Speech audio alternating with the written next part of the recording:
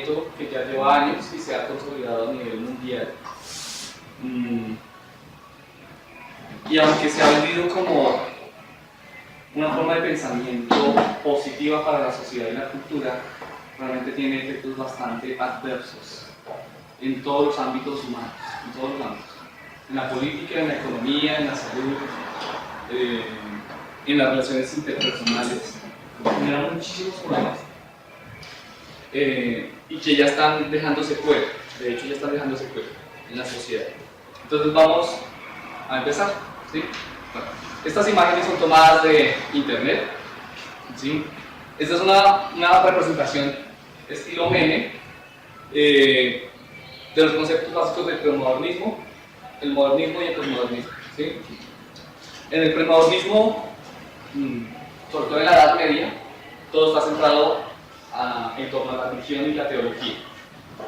Fuera la teología cristiana o la teología musulmana. La teología budista todavía no tenía una relevancia en ese momento en Europa. ¿Sí? Hay que partir del supuesto de que todo esto tiene que ver con los procesos culturales europeos, específicamente los de Europa occidental. ¿Sí? Europa oriental estuvo involucrada, pero no tanto. ¿Sí? Europa oriental estuvo más involucrada en los procesos de las cruzadas durante la Edad Media, pero después fue lentamente desconectado. ¿Sí? Entonces, aquí muestran como el oscurantismo de la edad premoderna, que implica la edad antigua y la edad medieval, o el medioevo, todos varios encerrados en ese ámbito de pensamiento. Aparece la edad moderna como una crítica a todo el pensamiento medieval, y después de la edad moderna, vamos a ver si todavía se ha acabado o no se ha acabado, si hay o no hay edad moderna, estamos en ella o no estamos en ella. Se plantea el posmodernismo como un intento de renuncia a todo lo que se desarrolló en la modernidad. ¿Sí? Bueno, las fechas de inicio de la Edad Moderna, de inicio y de finalización de la Edad Moderna, han variado mucho de criterio. ¿Sí? Yo postulo que existe un inicio pero no un final de la Edad Moderna, a pesar del surgimiento de la posmodernidad. ¿Sí? Uno de sus posibles inicios es el desarrollo del imprenta en 1440 o la conquista turca de Constantinopla. ¿Sí? Que eso, bueno, eso viene después a generar lo que ustedes conocen como el Imperio Otomano, o la aparición de Colón en América, ¿sí? En el 1492. Entonces es desde mediados de 1400 hacia finales que empieza a surgir la Edad Moderna. Para poder entender el posmodernismo es importante entender la Edad Moderna, por eso primero hago una exposición de en qué consiste la Edad Moderna y después sí explico qué es el posmodernismo. La Edad Moderna surge como una reacción ante la teocracia medieval, en la que todo giraba en torno a la teología y la religión. Toda la vida de los ciudadanos estaba girando en torno a eso. El conocimiento estaba basado en la teología, el conocimiento era exclusivo de lo religioso, de las autoridades religiosas en los monasterios. Muy pocas mujeres tenían acceso al conocimiento o ninguno. Todo tenía que estar conectado con el pensamiento cristiano católico, y si no estaba así conectado, estaba mal. La política giraba en torno a eso. El poder estaba concentrado en los monarcas y el poder de los monarcas era conseguido por el Papa, y por eso la coronación hacía el Papa. Una forma de representar el poder que tenía el Papa era con la tierra papal, que son 3 coronas encadenadas, para representar que el poder del Papa va por encima del poder de cualquier rey o emperador.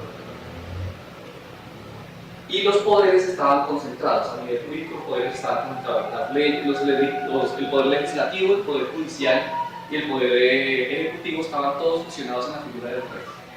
Eso generó bastantes complicaciones. La economía era pues de tipo feudalista, como ustedes recuerdan, no lo escribieron en bachillerato.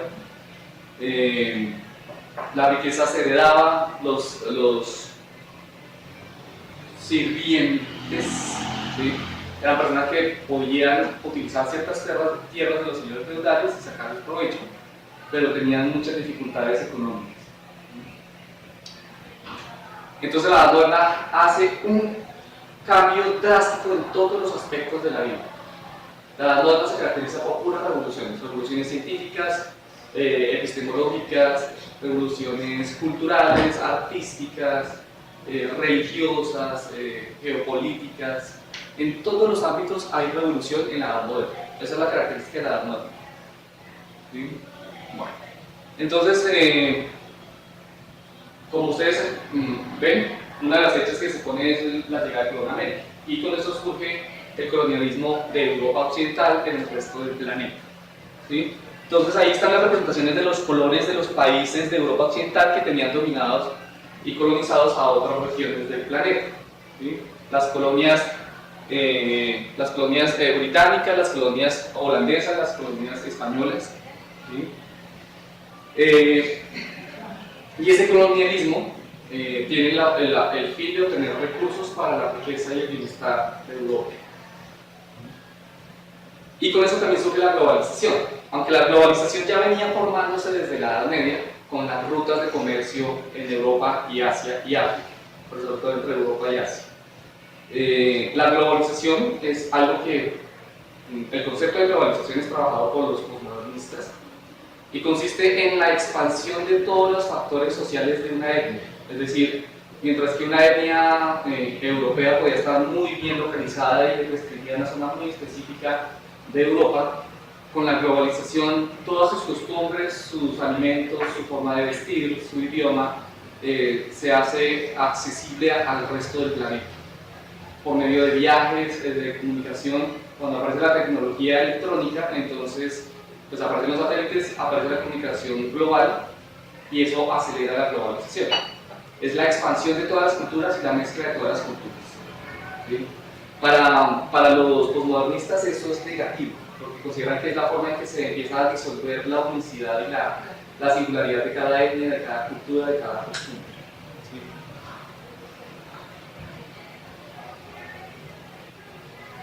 Bueno, a nivel cultural, el Renacimiento es el nombre que recibe esa revolución cultural en la Edad Moderna.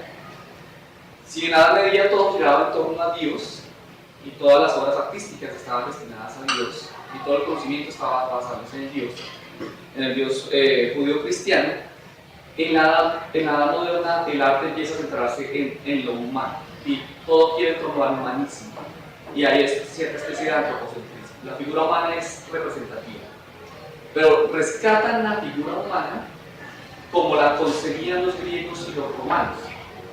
Naturalmente los romanos, al colonizar a los griegos, pues también asimilaron mucho de las costumbres griegas.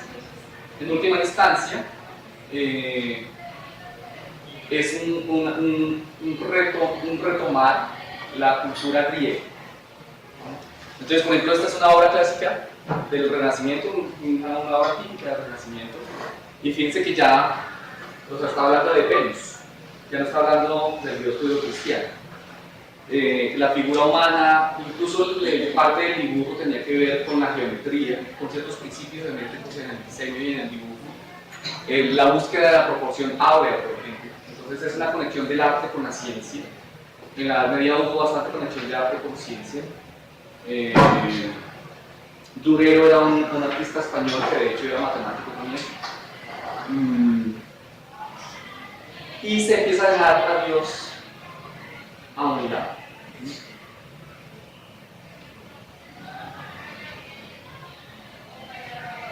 Esta obra es muy emblemática. Ya les diré por qué.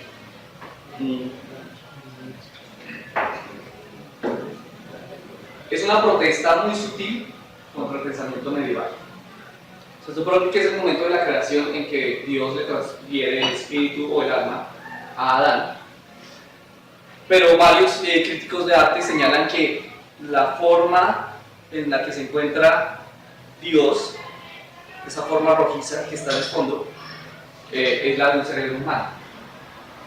Entonces está sugiriendo que Dios es en la mente. La única forma que puede existir es en la mente. Y es una crítica bastante sutil e ingeniosa, porque aunque la Edad Moderna es una protesta contra la Edad Media, eso no surge repentinamente, sino que requiere de una transición. Y en esa transición los artistas la mayoría de artistas de esa época fueron famosos porque tenían conflictos con la iglesia, porque se les estaba exigiendo que el arte que hiciera tenía que ser religioso, pero ellos no querían hacer arte religioso. Entonces ellos en el arte religioso hacían protesta. Esta es una de las formas de protesta que hacían en el arte religioso, ¿sí? Otra era, por ejemplo, Mozart, por ejemplo, detestaba tener que hacer sus composiciones solamente para los cultos religiosos de la Iglesia Católica, y entonces, ¿él qué hacía? Se apoderaba del momento del toque y la misa podía durar 4 horas si él quería. Eran las discusiones que tenía con el obispo por eso, ¿sí? Era su forma de protesta.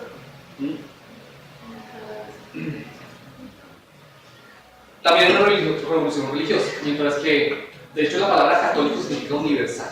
Por eso la Iglesia Católica se considera la Iglesia universal de los cristianos, es decir, el cristianismo universal.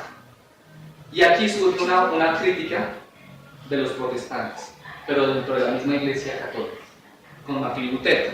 Entonces él pone todas sus consignas en un templo, mostrando una crítica contundente al pensamiento católico, e iniciando una revolución religiosa en donde se van a formar muchas iglesias protestantes.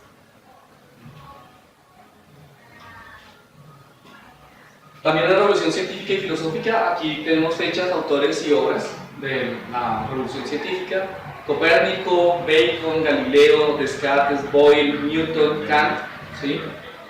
En todas las áreas, ¿sí? En física, en química, en astronomía, en sociología, en psicología, aunque esas se presentan mucho más tarde. Ya vemos que Kant tiene un papel importante aquí. Descartes y Kant tienen un papel importante en la filosofía. Descartes es considerado el fundador de la filosofía moderna y Kant es considerado el sintetizador de la filosofía moderna. Y de hecho, el pensamiento de ambos está conectado por el racionalismo cartesiano y el racionalismo kantiano.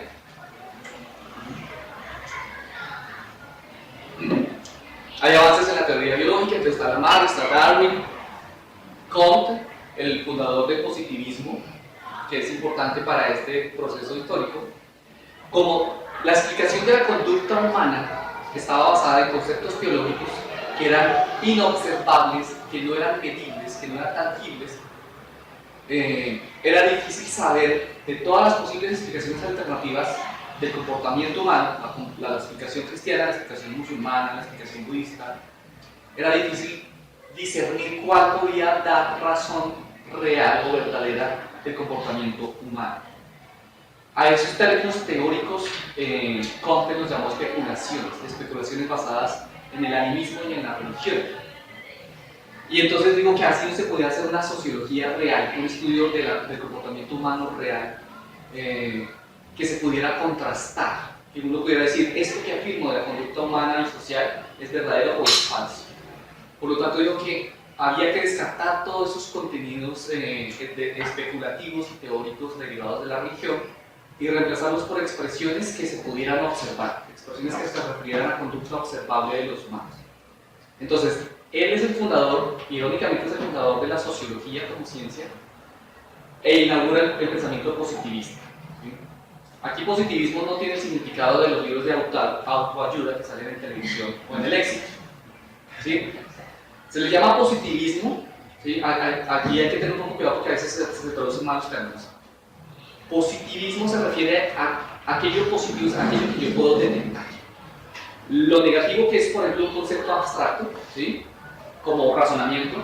El razonamiento yo no lo puedo ver directamente. Yo no puedo ver el razonamiento de alguien, ¿sí? Pesarlo y almacenarlo en una bodega, ¿sí?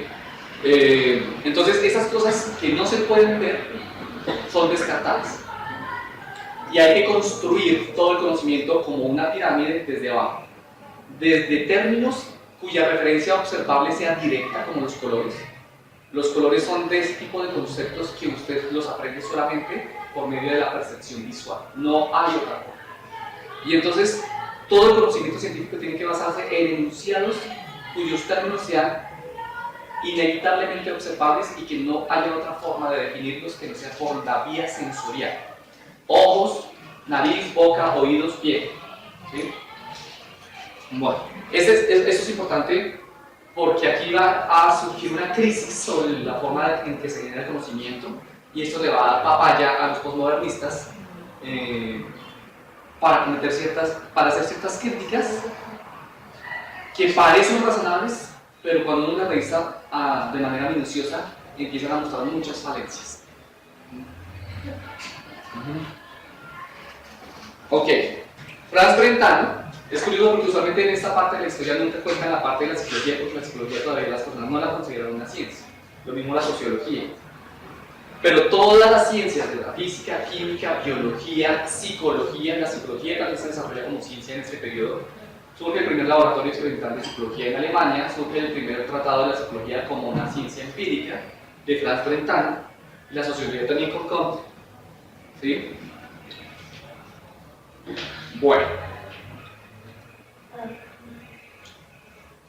Además del razonamiento está la ilustración.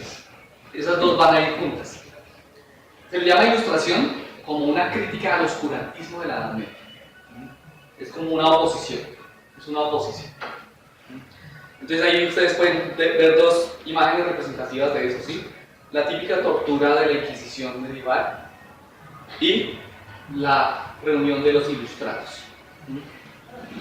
Entonces se reemplaza la fe por la ciencia, por el pensamiento científico. Se trata de renunciar a los dogmas. Surge el naturalismo jurídico. Entonces el pensamiento jurídico y el derecho empiezan a formarse a partir del comportamiento natural de los humanos y no desde concepciones teológicas. También surge el secularismo y el laicismo. Las dos, en inglés creo que solo existe el secularismo, no existe la palabra laicidad o laicismo, hasta donde yo sé. En español tenemos la ventaja de que sí podemos hacer la distinción, y esto es importante. El secularismo es, bueno, voy a explicar algo de teología católica para poder explicar qué es el secularismo. Dentro del pensamiento teológico católico, lo sagrado es algo que usted toma del común y lo vuelve especial, y tiene un valor especial, que tiene el valor de conectar al hombre con Dios. A cada objeto que se utiliza para comunicarse con Dios se le llama un sacramental. Es decir, un rosario, un crucifijo, un anillo, cualquier figura religiosa u objeto religioso que tiene una función exclusivamente religiosa se le llama un sacramental. Y en el caso de, por ejemplo, de la Eucaristía, la copa de la comunión, el cáliz, es sagrado porque es distinto del resto de copas, porque su función es contener el vino que va a ser convertido en sangre de Cristo. Entonces, algo que tenía un valor ordinario en la sociedad y en la cultura, adquiere un valor especial y único.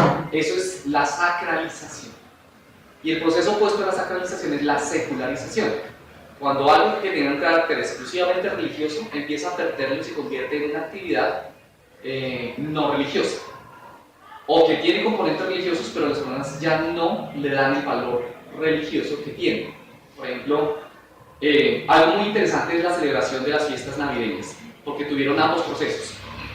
Fueron distintas celebraciones europeas que los cristianos primitivos asimilaron, mezclaron, fusionaron, las sacralizaron, se convirtieron en fiestas puramente religiosas durante la Edad Media, se fueron transformando y a medida que surge la modernidad se volvieron a secularizar. Entonces empiezan a convertirse en celebraciones que no tienen un valor religioso. Entonces países como Japón, que no es un país propiamente cristiano ni una cultura cristiana, incluso ellos también celebran la Navidad con Papá Noel y ese tipo de cosas, ¿sí?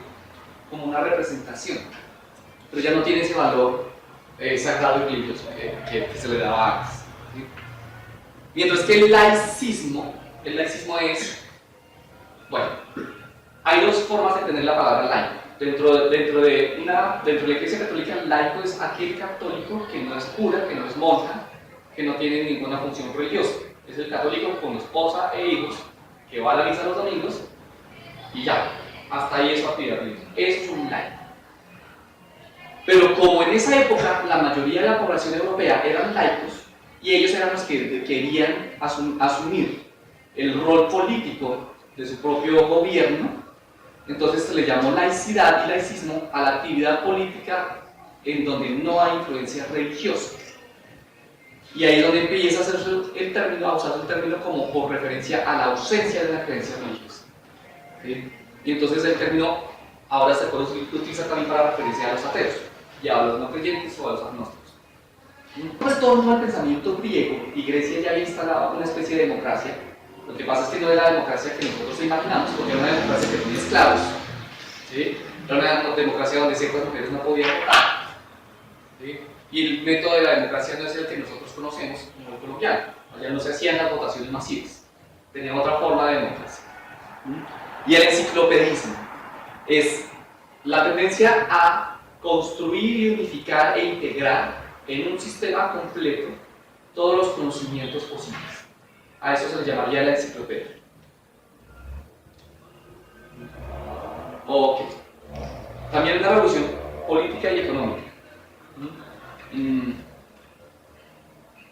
Entonces se pasa del feudalismo.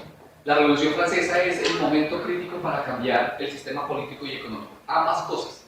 La Revolución Francesa tuvo específicamente esas dos funciones: hacer un cambio en la política y en la economía. En la política, entonces, aparece la división de los tres poderes, que antes no estaba. Ahora el poder es laico, no religioso, es secular, y se empiezan a formar estructuras políticas distintas. Eso tiene consecuencias interesantes después. Y se pasa de la economía feudalista a la economía burguesa, capitalista burguesa. En la economía feudalista, pues estaba el señor feudal, propietario de todo, ayudaba a ciertas personas, todos ellos conformaban cortes, y había un rey. Si había un rey que gobernaba a otros reyes, ese era el emperador. Y la parte urbana, los burgos, burgos es ciudad, la parte urbana era inferior a la parte campesina. O sea, era honorable vivir en el campo en vez de vivir en los burgos. No era muy agradable ser alguien de una ciudad, de un burgo. Se veía como algo despreciable, y por eso los castillos los castillos y los cortesanos vivían retirados de los burgos en el campo. Bueno, surge la Revolución Francesa y también se hace ese cambio económico. Por eso se les llama burgueses, porque eran esas personas que se movían en las ciudades, los comerciantes que se movían de un feudo al otro y que tenían que pagar grandes tasas de dinero para poder utilizar las vías que conectaban un feudo con el otro. Estaban cansados de hacer esos pagos, pero también se dieron cuenta de que todo el feudo necesitaba de ellos para poder comerciar los bienes y recursos, y empezaron a tomar el poder económico. Y ahí surge el capitalismo como el medio de que usted es el encargado de obtener su riqueza individual. Ya no es una riqueza heredada, es una especie de protesta ante la riqueza heredada típica de los feudos. Ahora es una riqueza que se adquiere, pero se adquiere individualmente. Por eso se llama capitalismo, de la palabra capita o cabeza. ¿Sí? Bueno. También está la revolución industrial. Con la revolución científica se crean nuevos aparatos y dispositivos que mejoran la producción económica. Entonces el clásico es la máquina de vapor de Watt, que ahí está la imagen de cómo funciona, ¿sí? Entonces se utilizaba carbón, había un dispositivo que tenía agua controlado, ese dispositivo eyectaba el vapor a presión, empujando el émbolo de la máquina, y el émbolo de la máquina hacía girar esa ruedita. Cuando se condensaba, es decir, cuando se enfriaba el vapor y volvía a ser agua, entonces el émbolo bajaba. El émbolo subía y bajaba con los cambios de la presión de vapor, y eso hacía girar esa rueda, y usted podía utilizarla para cualquier máquina que usted quisiera, para los barcos, para los trenes, para la producción textil. Y eso fue una crisis muy dura, porque la mayoría de los productos que se hacían los fabricaban artesanos y personas agrícolas o sirvientes que utilizaban los terrenos feudales para cultivar. Pero con el desarrollo de las máquinas, eso se hizo mucho más rápido y más económico. Entonces muchas personas empezaron a sufrir de hambre porque no podían trabajar y porque sus productos requerían de más tiempo y tenían más fallas que los que eran elaborados por medio de las máquinas. Ok. Bueno. Dentro de la filosofía hay toda una pelea. La pelea es sobre cómo podemos conocer los humanos. Los racionalistas, como Descartes, dicen que solo por medio de la razón. En el discurso del método, él da su argumento fundamental, y es, en la introducción dice, el buen sentido es aquella cosa mejor repartida del mundo, porque incluso quienes no se contentan con nada no quieren más del que ya quieren. Eso es un halago y un insulto a la vez. Es un halago porque él dice que los humanos, de hecho, tenemos la capacidad de razonar y cuestionar nuestro pensamiento, pero creemos que siempre lo hacemos bien, y ahí es donde está mal. Ese es el punto negativo de la creencia de las personas, de que nuestro pensamiento cotidiano, de que lo que nos parece obvio y de sentido común es realmente razonable. Pero él dice que aprendió a dudar, y él decía, yo necesito saber con certeza algo. Ahí viene el pensamiento de la modernidad, un pensamiento universal, objetivo, absoluto, certero, que tenga toda la certeza de que eso es verdad y que no haya forma de que eso no pueda ser verdadero. Y entonces el argumento crucial que él encuentra es el pienso, por lo tanto existe. Ese es un argumento lógico válido en la lógica deductiva. No es posible que yo como individuo sea consciente de que estoy pensando y al mismo tiempo crea que yo no existo. Eso produce una contradicción lógica. Por lo tanto, tengo que aceptar la verdad de mi propia existencia. Ese argumento es solamente para el yo. No hay para el tú ni para ustedes.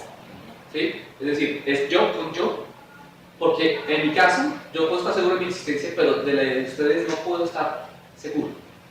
Y así le pasa a cada individuo. Eso es lo que piensa Descartes. Y dice, bueno, ya tenemos una certeza, ahora, ¿qué hacemos con lo demás? Está el problema de la existencia de la realidad externa. ¿Existe o no existe?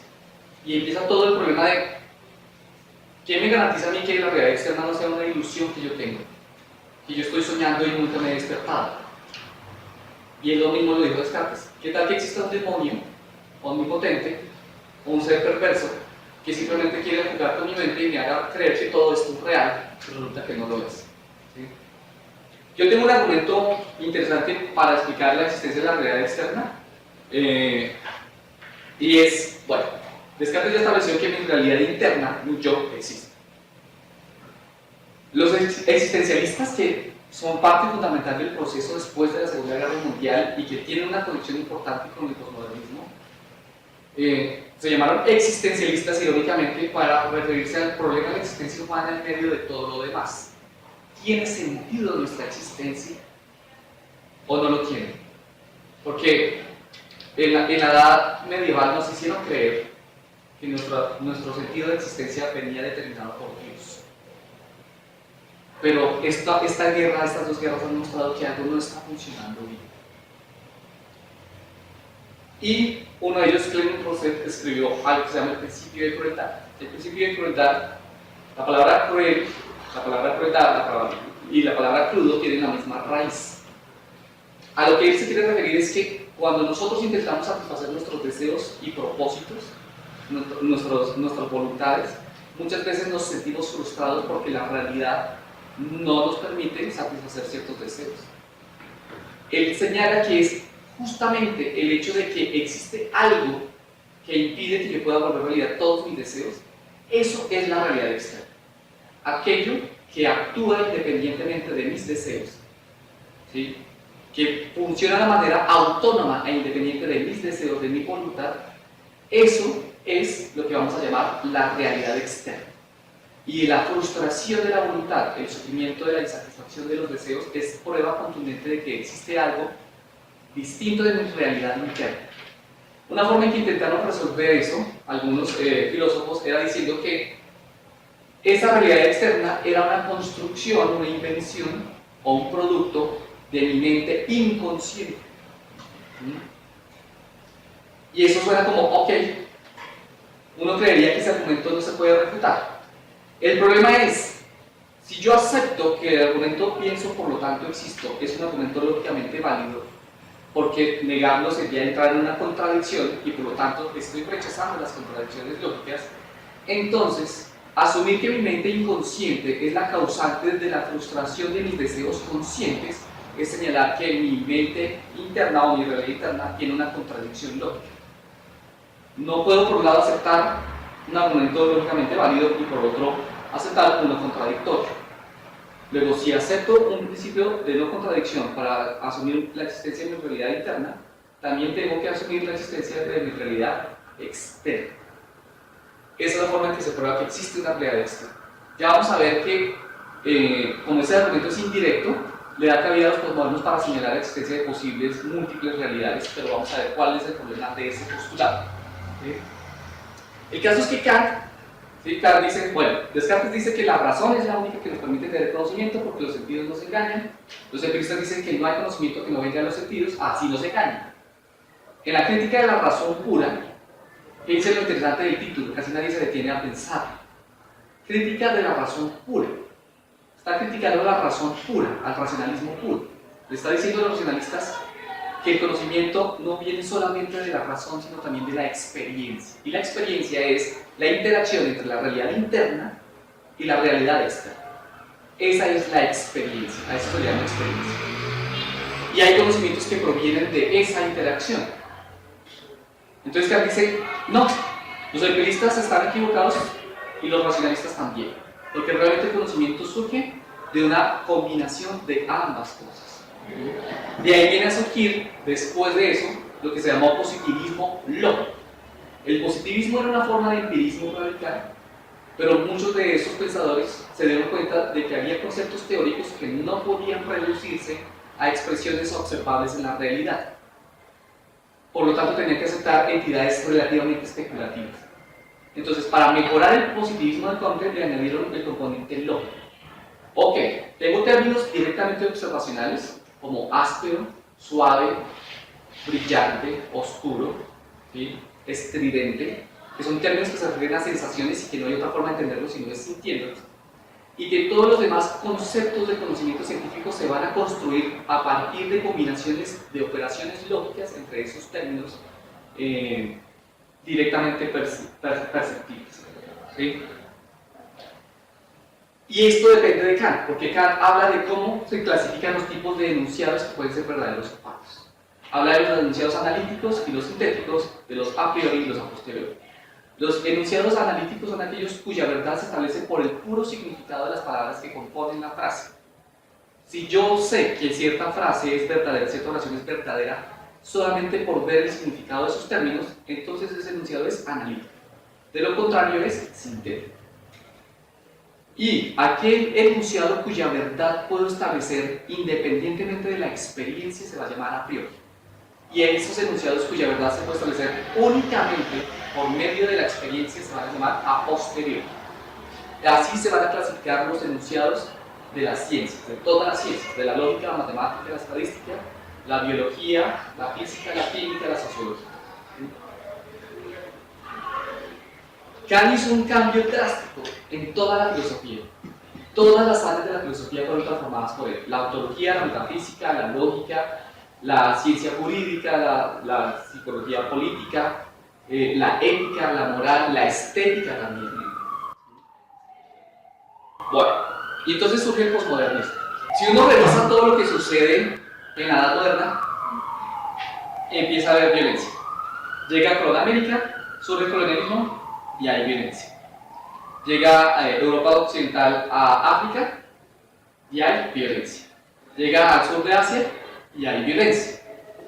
Se utilizan máquinas que se crearon gracias al conocimiento científico de la ilustración y se utilizan para la explotación y la violencia. Surge la violencia entre los distintos tipos de cristianos, los distintos tipos de inquisiciones, porque no solamente estuvo la Inquisición católica, sino también estuvo la protestante. ¿Sí? En el Reino Unido la Inquisición protestante masacró a muchos católicos. ¿Sí? De hecho, todavía hoy en día hay actos de violencia pandillera entre protestantes, anglicanos y católicos. Y cuando digo pandillera es literalmente hay pandillas religiosas, tal cual como pandillas de guerra y paz, igualito en el Reino Unido. ¿Sí? Después de todo el colonialismo, y en las dos guerras mundiales. Entonces ya no era Europa Occidental atacando al resto del mundo, destruyéndolo y explotándolo, sino era Europa Occidental destruyéndose a sí misma. ¿Sí? Alemania tenía muy pocas colonias, pero fíjense que Alemania fue más astuta que los otros países porque en vez de colonizar sectores específicos del planeta, querían colonizar a los colonizadores y al mismo tiempo apoderarse de todos sus bienes materiales. Ok. Entonces, lo primero que dicen los posmodernistas es que la modernidad comete casi todos los mismos errores de la Edad Media. Es decir, aquello que pretenden vender como verdades universales y absolutas no dejan de ser dogmas como los dogmas religiosos. ¿Sí? Es lo que vienen a establecer los posmodernistas. Y como se dio la coincidencia de que todo el periodo de la modernidad estuvo lleno de violencia en donde se utilizó tecnología, entonces dijeron que la culpa la tenía la ciencia. Porque además, y siempre esta es una frase cliché de los posmodernistas, la racionalidad, la supuesta racionalidad de los modernos, de la Europa occidental, fue la que condujo a la discriminación, a la violencia, al sometimiento, a las masacres, a la explotación. Cosa que no es cierta, ¿sí? Porque los colonizadores eran de los más supersticiosos de los europeos. Los colonizadores que llegaron a América, o que llegaron a África o al sur de Asia, eran de los más supersticiosos. Y de hecho, muchos de los científicos y de los filósofos en Europa eran muy críticos de eso. Eran muy críticos de esa superstición. Y eso siguió siendo toda la modernidad, porque de hecho, el movimiento nazi estaba constituido en su doctrina por supersticiones. Ellos creían que había una raza pura, casi que celestial, universal, que había habitado más o menos en Islandia y que se contaminaron al mezclarse con otras etnias y mezclaron un montón de... Ustedes van a ver que mucha de la simbología de ellos es simbología nórdica. ¿Sí? La forma en que se utiliza la SS, de los colores de la SS, es una runa, es un símbolo de una runa. ¿Sí? Y la cruz esvástica también es un símbolo nórdico, que también es una adaptación de una esvástica budista. ¿Sí? Es una adaptación porque la esvástica budista está en el otro sentido. ¿Sí? Y tenían un montón de creencias sobre la raza, tenían un montón de supersticiones, de hecho. Entonces no se puede decir que realmente hayan sido los racionalistas de la modernidad los que realmente ejecutaron la violencia.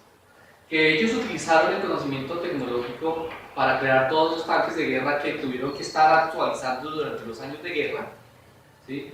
Eso es otra cosa, pero de ahí a culpar a la ciencia de la violencia que se ejerció contra las colonias, o la violencia interna en Europa, o la violencia mundial en las dos guerras mundiales, es otro asunto, ¿sí? Eso de hecho es lo que se llama falacia de la conjunción.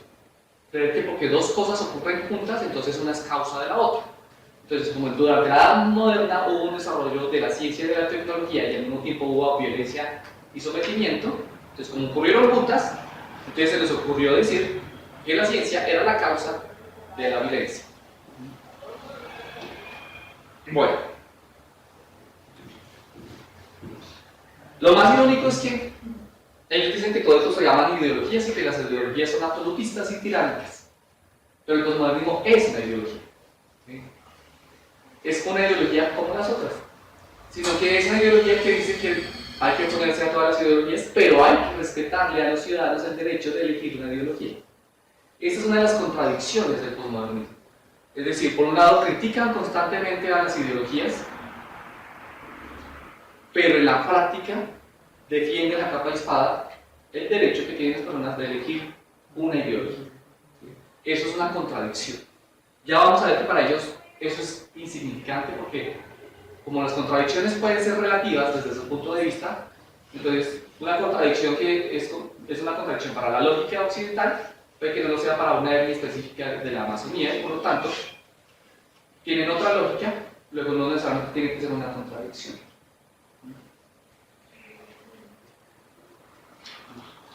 Y claro, es que todos estos países que colonizaron y tiranizaron decían tener una verdad absoluta, decían que su verdad era universal, que su verdad era objetiva,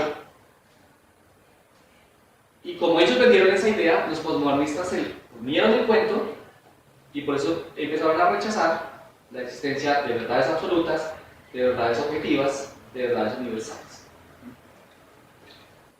Y es porque, analizando la historia, decían, bien, cada vez que alguna etnia dice tener una verdad absoluta, la convierte en una ideología y siempre busca la manera de imponérsela a los otros, a las buenas o a las malas. Entonces, de ahí ellos sacaron la conclusión, lógicamente inválida, de que entonces no existen verdades absolutas, no existen verdades universales, no existen verdades objetivas, y empieza a surgir el particularismo, la relativización, el relativismo, el contextualismo y la subjetivización.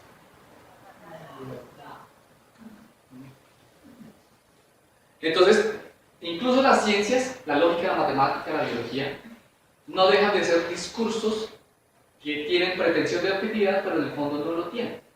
No dejan de ser tan subjetivos como lo son las creencias religiosas o las creencias políticas. Y entonces, como no hay un conocimiento científico que sea prevalente en una relación con unas cosas y otras, ¿sí? Entonces para ellos es igual el conocimiento adquirido en una investigación para un fármaco en laboratorio que la investigación hecha por un chamán. Entonces, todas las creencias tienen el mismo estatus. Todas las creencias tienen el mismo estatus. No hay un estatus privilegiado. Ellos señalan que el racionalismo trata de darle un privilegio al conocimiento científico y técnico por encima de los otros saberes. Y por eso empieza a usar la expresión saberes. ¿Sí? Donde usted escuche a alguien decir saberes, esa persona es un posmodernista. ¿Sí? Sí. Entonces, a todo aquel pensamiento con pretensión de universalidad le van a llamar metarrelato. Ese término es acuñado por los posmodernistas.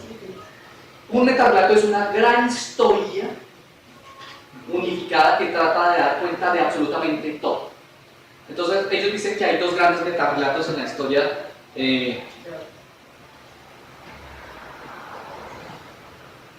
En la Edad Media, los metarrelatos eran religiosos, mientras que en la Edad Moderna los metarrelatos eran científicos o racionalistas. Y que con esos metarrelatos se trata de someter al mundo entero. ¿Sí? Bueno, entonces, ¿qué hacen los posmodernos?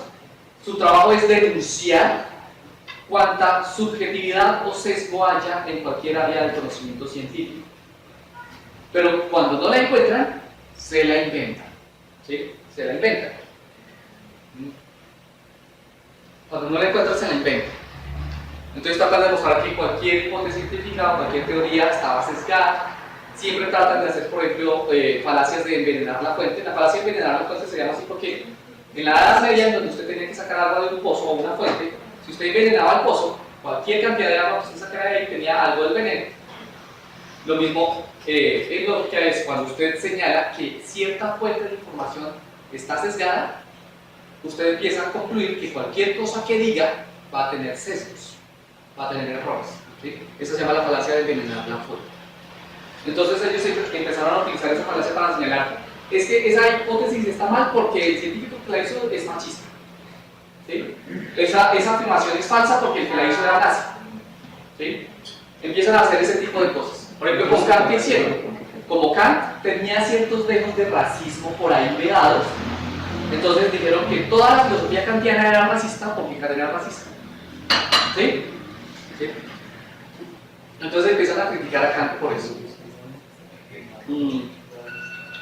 Bueno, entonces vamos a ver los rasgos de la doctrina ideológica postmodernista. Entonces, la ciencia es una religión más. ¿Sí? De hecho, los actuales estudios sociales de la ciencia hablan de eso.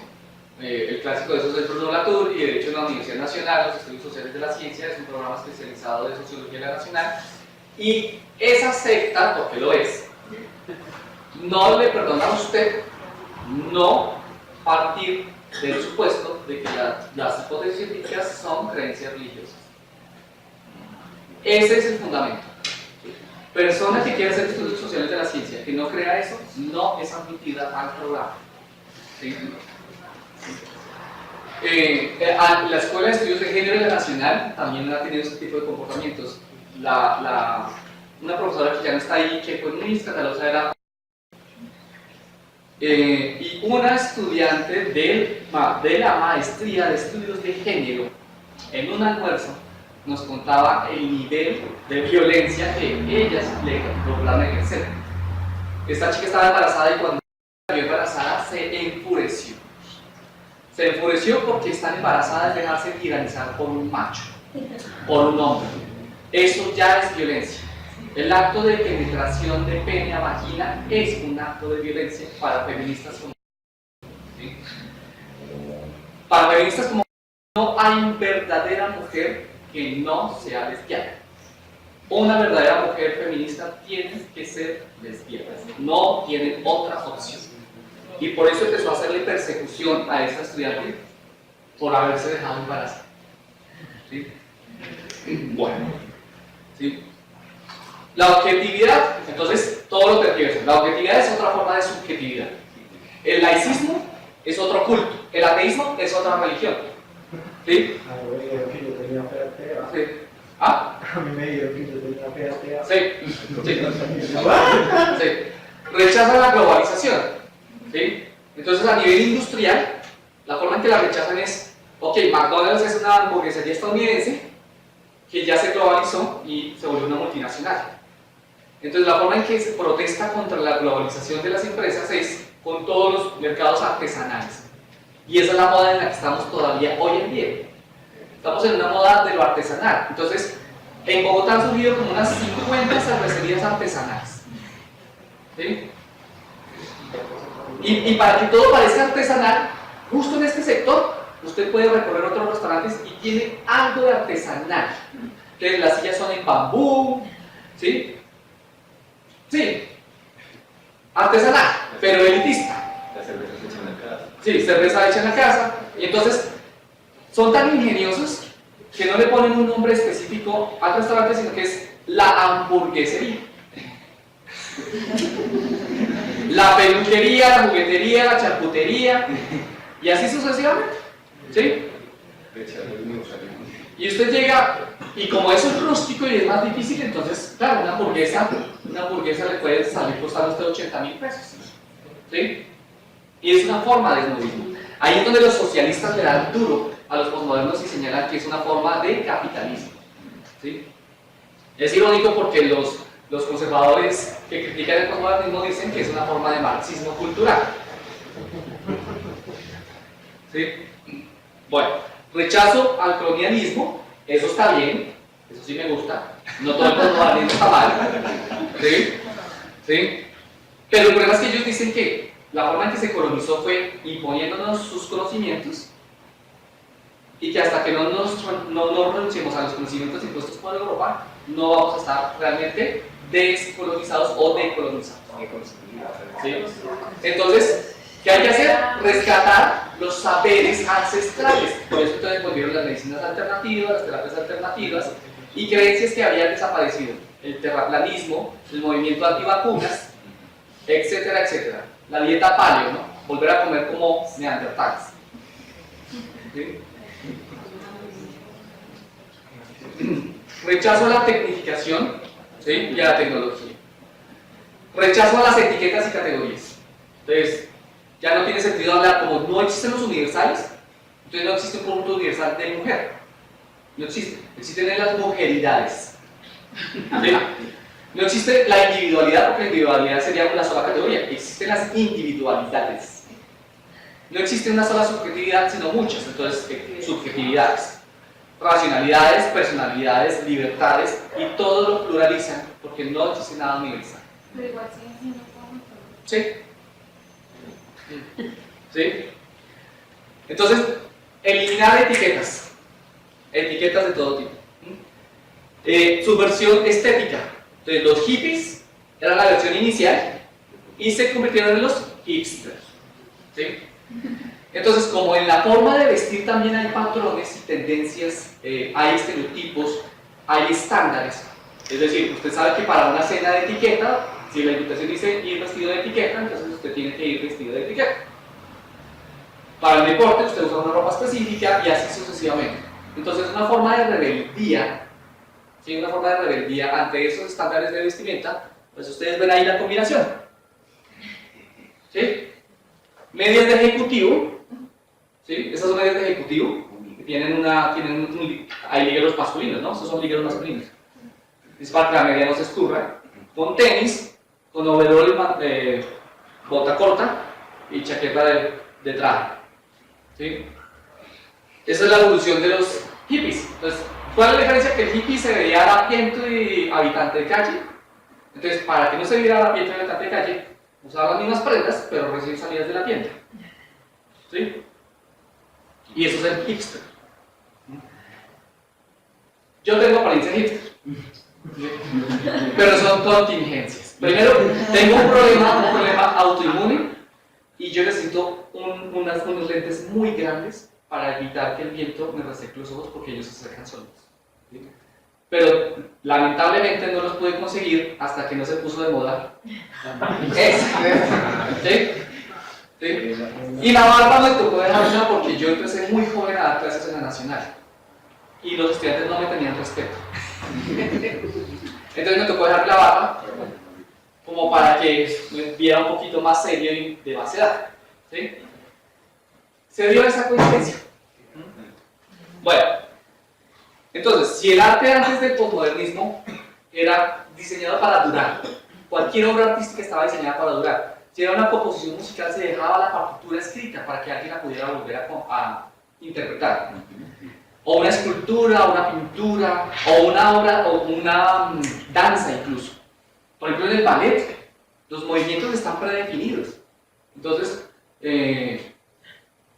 lo que hacen es modificar sutilmente algunas partes de la obra, pero las bailarinas de ballet que bailan el lago de los cisnes, las bailan casi igual hoy en día que hace 100 años.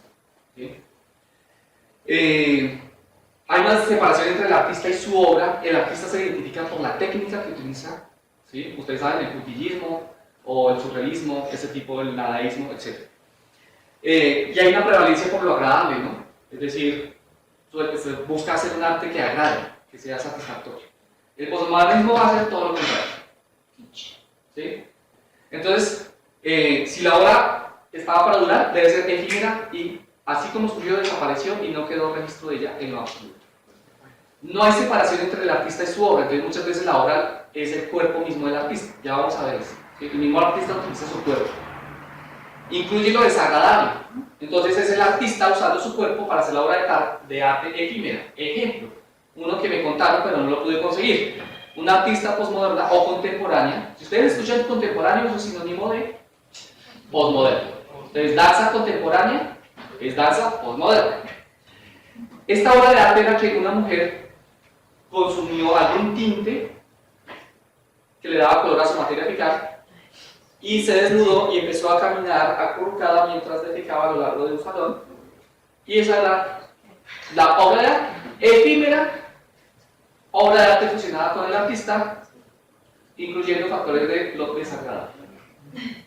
¿Sí? Eso es el arte posmoderno. ¿Sí?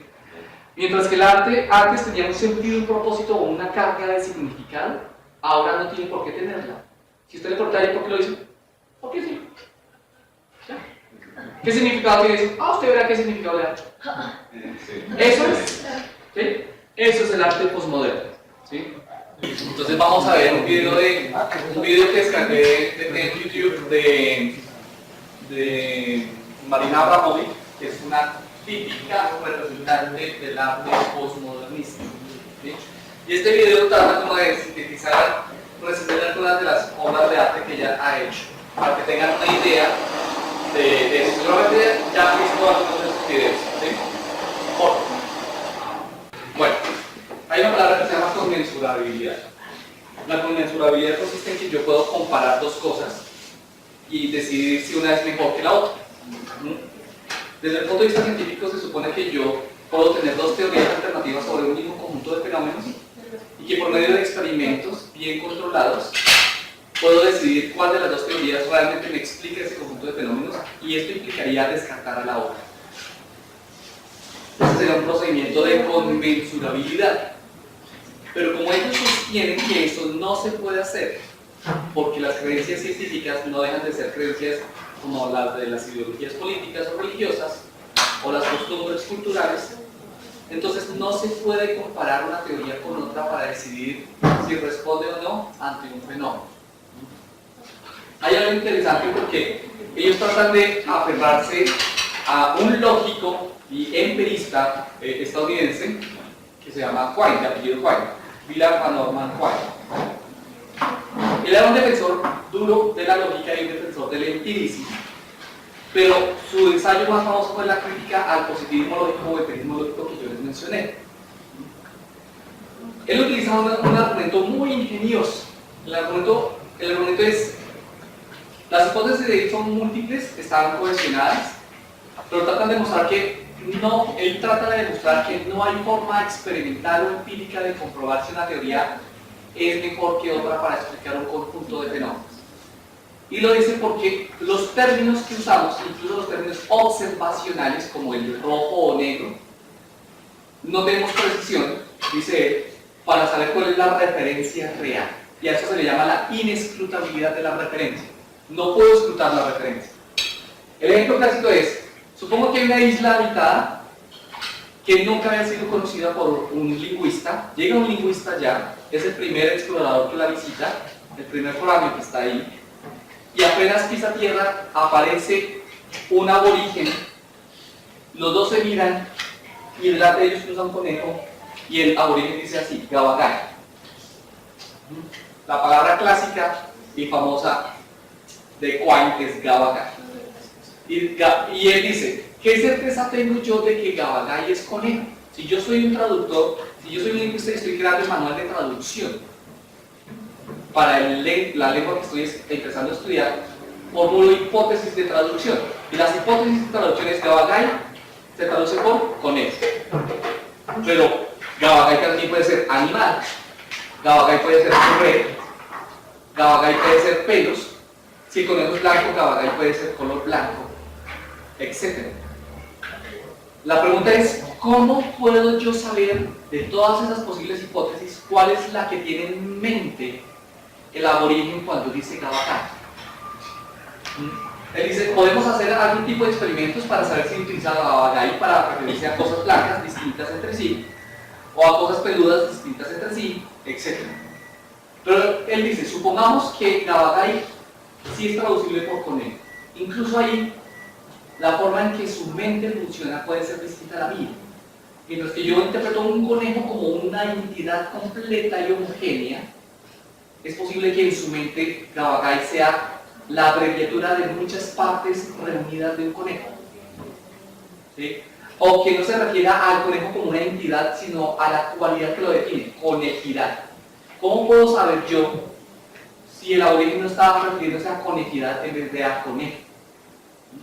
A eso se le llama la inescrutabilidad de la referencia. Si los términos que yo utilizo para las hipótesis científicas son observacionales, como los de Gabagay, el problema es que yo no voy a encontrar forma alguna de hacer un experimento que me permita decidir si una hipótesis versus otra es preferible para explicar ciertos fenómenos científicos. A eso se le llama la hipótesis de la subdeterminación empírica de las teorías científicas. Bueno, el argumento de él suena poderoso, ¿sí? Suena contundente. Él llega al punto de decir que si no podemos entender la referencia de los términos que usa el otro hablante, él lo lleva al extremo. Dice: incluso pasa en nuestro propio idioma. Incluso pasa en un individuo en distintos momentos del tiempo. ¿Sí? Pero hay algo interesante. El hecho de que uno entienda todo lo que Quine está argumentando revela que la referencia sí se puede escrutar y que por lo tanto sí se puede decidir cuál hipótesis explica o no un fenómeno. ¿Sí? Entonces suena muy bonito, pero ese argumento se autodestruye. ¿Sí? Se autodestruye. Sin embargo, un físico llamado Thomas Kuhn tuvo que tomar una materia de humanidades obligatoria para graduarse y decidió tomar historia de la física, y estudiando historia de la física vio la teoría de la física de Aristóteles y le pareció increíblemente absurda y supersticiosa para alguien como Aristóteles. Entonces digo, aquí hay algo que no cuadra. Y él fue el que vio el origen del relativismo epistemológico y científico del cual se alimentaron los posmodernos. Porque él decía, seguramente que todo lo que dijo Aristóteles tenía sentido en su época. Y esa teoría también explicaba la realidad natural, aunque su vocabulario y su forma de explicación sea completamente distinta de la teoría física contemporánea. Por lo tanto, la teoría física de Aristóteles y la teoría física contemporánea son inconmensurables, es decir, yo no puedo decidir cuál me explica mejor el universo físico. Entonces escribió algo que se llama La estructura de las revoluciones científicas, en donde explica que realmente no hay criterios para decidir si la teoría científica es buena o no es buena, y por lo tanto trata de darle un fundamento más fuerte a la hipótesis postmodernista de que las creencias científicas, es decir, las hipótesis científicas, no dejan de diferenciarse de una creencia religiosa, una creencia estética, una creencia política, es decir, al puro capricho del consumidor. ¿Sí? Pero esto lo digo a propósito porque por eso los socialistas dicen que el postmodernismo es una forma de capitalismo. Un capitalismo de creencias en donde los consumidores eligen las creencias que les gusten, que les caen bien y forman su propia ideología personal. ¿Sí? Esa es la crítica más dura que tenemos de esta. Ahora, la alteridad es importante, el concepto de alteridad es importante. Hay algo interesante aquí. ¿Sí? Porque yo les voy a contar anécdotas de cómo eso ha ido afectando la vida real de la persona. En el 2014 yo di clases en la Universidad del Bosque, eran clases de filosofía para estudiantes de psicología, porque yo soy psicólogo y biólogo, pero lo que tenían las dos asignaturas era postmodernismo. Me pusieron a mí, sabiendo que yo era profesor de lógica, a enseñar postmodernismo. Eso fue una tarea bastante difícil. Una materia se llamaba Cultura del Occidente y la otra se llamaba Ciencia y Epistemología Contemporáneas. Recuerden, contemporáneo, sinónimo de postmoderno. ¿Okay? Y estaba viendo que una de las cosas que más hablan los postmodernos es la alteridad. La palabra alteridad viene de la palabra alter, que es el otro. ¿Sí? Entonces, los postmodernos dicen que toda la violencia que hubo en la Edad Moderna e incluso en la Edad Media era negarle la alteridad al otro, negarle al otro el reconocimiento de otro como yo. Y cuando yo le niego el ser otro como yo, inmediatamente ejerzo violencia sobre él. ¿Sí? Entonces, irónicamente, para sacarles la piedra a los de filosofía, formalicé con lógica el concepto de alteridad de los postmodernos. ¿Sí? Y me sirve, de hecho me sirve para la teoría de la moral que yo estoy planteando.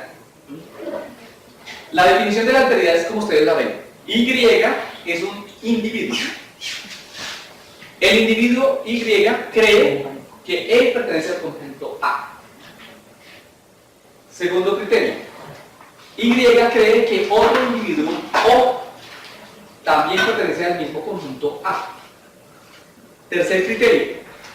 Y cree que él y O son distintos. ¿Sí? Esto es lo fundamental para definir la alteridad. ¿Sí? Eso está demasiado abstracto. ¿Sí? Digamos que yo soy Y. Entonces digo, yo tengo ciertas características y por lo tanto estoy en un conjunto de entidades que me incluye a mí. Pero veo a O, a otro, y lo reconozco como a otro cuando lo incluyo en el mismo conjunto en el que yo me estoy incluyendo. Pero el hecho de que estemos en el mismo conjunto no quiere decir que seamos idénticos. A pesar de compartir características en común, somos distintos. Eso es lo que dice el criterio 3. ¿Pero qué es el conjunto A? El conjunto A está definido por los rasgos que Y cree que lo definen a él mismo. Entonces, la alteridad consiste en que yo lo reconozco a él como a otro como yo, en función de los rasgos que yo creo que me definen a mí como persona. Y lo reconozco como a otro cuando le atribuyo al mismo a él tener esos rasgos. Resulta que estos 4 criterios también son parte definitoria del conjunto A. Entonces, cuando yo estoy reconociendo a O como otro como yo, estoy asumiendo que él está también en la capacidad de atribuirme a mí alteridad y reconocerme a mí como a otro. ¿Sí? Esa es la alteridad. Y ellos señalan que negarle la alteridad al otro es una forma de violencia. Efectivamente lo es. ¿Sí? Lo es. Efectivamente lo es. ¿Sí? Pero no es la única forma de violencia. Porque usted puede ser violento aún reconociéndole la alteridad al otro. Cuando usted ve al otro como un enemigo, como un competidor, por unos fines en común, por unos objetivos compartidos, por unos recursos, cuando usted se está disputando unos recursos con alguien, usted de entrada lo reconoce como enemigo precisamente porque tiene las mismas características que usted y por lo tanto desea lo mismo que usted desea. Entonces no es suficiente reconocer la alteridad al otro para no ejercer violencia sobre él. No es suficiente. Es necesario, pero no es suficiente. Y aquí está lo que les dije de la pluralización. Como vemos universales y absolutos, entonces todo es plural. ¿Sí? Mujeres, subjetualidades, libertades, identidades, realidades. Hay múltiples realidades, hay múltiples objetividades, hay múltiples racionalidades. ¿Sí? Y así. Ok, ya les había dicho que rechazan la racionalidad y como el principio de no contradicción es un principio de la racionalidad, entonces usted le puede decir a Juan, usted se está contradiciendo. Sí, pero en nuestra cosmovisión occidental, pero yo estoy hablando de algo que hacen unos indígenas por allá de África y eso no es una contradicción. Para ellos no es contradictorio, entonces. ¿Sí? Y como ellos quieren tener esa pluralidad, entonces defienden a capa y espada las contradicciones y se sienten orgullosos. Y cuando entran en contradicción y ven que alguien se exaspera por sus contradicciones, se divierten de ver cómo esa persona se estresa por sus contradicciones. ¿Sí? ¿Les gusta? Ok, la relativización.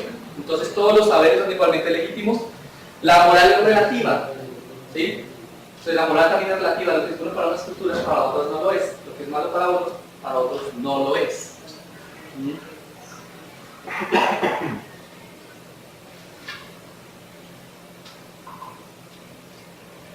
Este meme me encanta. ¿Sí? No solamente la bandera, sino la frase que acompaña el meme. Todo es un claro ejemplo de lo que es el posmodernismo y lo estamos viviendo. ¿Sí? A nivel político, los posmodernistas consideran que la forma política más correcta que hay es la inclusividad sin límites. Un sistema político correcto tiene que darle cabida a toda forma o cosmovisión o ideología política, a toda, sin restricción. Y ahí es donde está la parte más peligrosa.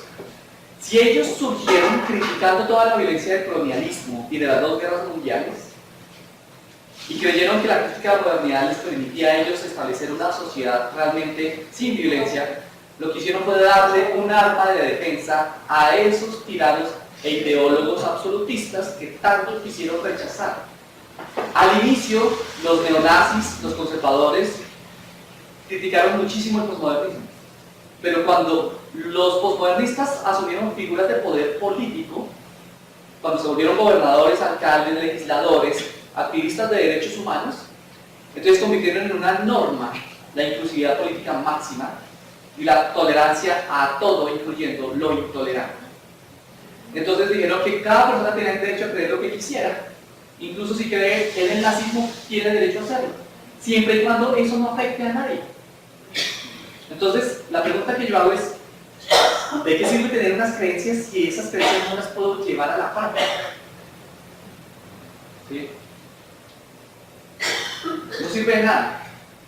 Y entonces, estos tiranos se aprovecharon de eso y empezaron a retomar sus ejercicios. Aquí en Colombia hace ya varios años que los neonazis han vuelto a alquilar auditorios para hacer eventos con todo el estilo que lo hacía Hitler en su época. ¿Sí? La Universidad de la Gran Colombia hicieron eso en un auditorio. ¿sí?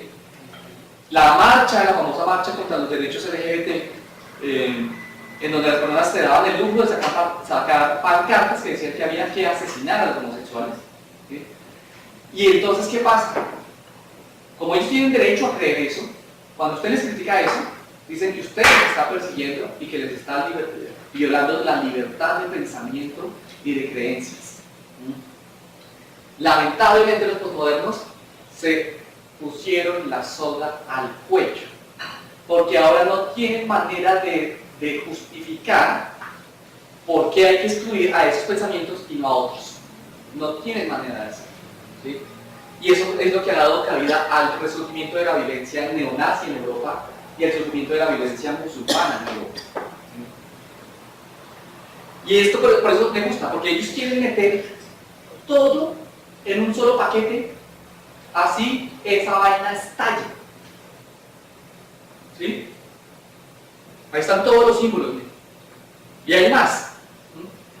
Pero lo que señalo es que además quien hizo el meme dice vamos a ofender a todos al mismo tiempo. Está hablando de la corrección política, ¿sí? Que eso también es pensamiento posmoderno.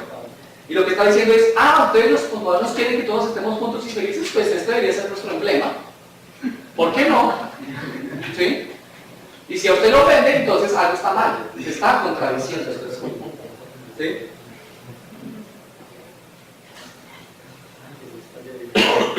Rechazo a los totalitarismos, incluso científicos. Entonces, para rechazar el totalitarismo científico, ¿qué hay que hacer? Aceptar todas las teorías, por igual, así sean absurdas, ¿sí? Es decir, como en un restaurante, que usted ve el menú de ensaladas y como no incluyeron pasto en la ensalada o en una opción, usted se queja como postmoderno y dice, a mí no me incluyeron pasto en las opciones. No, pero es que eso no cuenta como alimento para una ensalada. ¿Por qué no?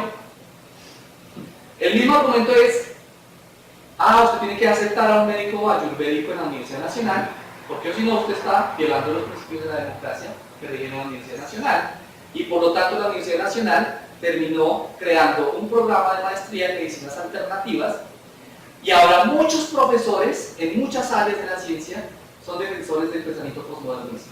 Hay biólogas famosas que defienden el feminismo postmodernista, hay físicos que defienden el postmodernismo en la física, en la química, en la biología, en la sociología, en la historiografía sucesivamente. ¿Sí? Y en la nacional ya se convirtió en un vicio. ¿Sí? De hecho, en el departamento de química farmacéutica promocionan eventos de medicinas alternativas. ¿Sí? En el mismo departamento están promocionando a sus más fuertes enemigos.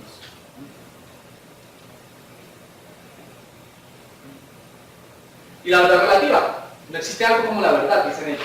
Hay múltiples verdades. La objetividad no existe, la universalidad no existe. Pero ya vamos a ver que todo eso son contradicciones. ¿Sí? Todo eso son contradicciones. Todo es una construcción social y política. Entonces, su cuerpo es una construcción política. Por eso es que Oshie veía la penetración de un hombre y de una mujer como una forma de violación. ¿Sí?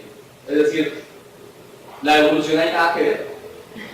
Empezando porque ellos dicen que la teoría evolutiva de Darwin, la selección natural, es una teoría machista, patriarcalista y capitalista. Y a eso le llamaron biopolítica. ¿Sí? O la evolución, dicen que usted es un cosificador que no reconoce el valor de la alteridad del otro. ¿Sí? Es un proteccionista, biologicista, fisicalista, y para ellos todo eso es un insulto. Positivistas son insultos. ¿Sí? Y fusiona positivista con facho. A mí me han dicho facho y nazi. Lo más curioso es que el Círculo de Viena, que era un círculo de filósofos y científicos que fundaron el positivismo lógico que les mencioné, en Viena, en Austria, ellos eran de corte socialista, irónicamente.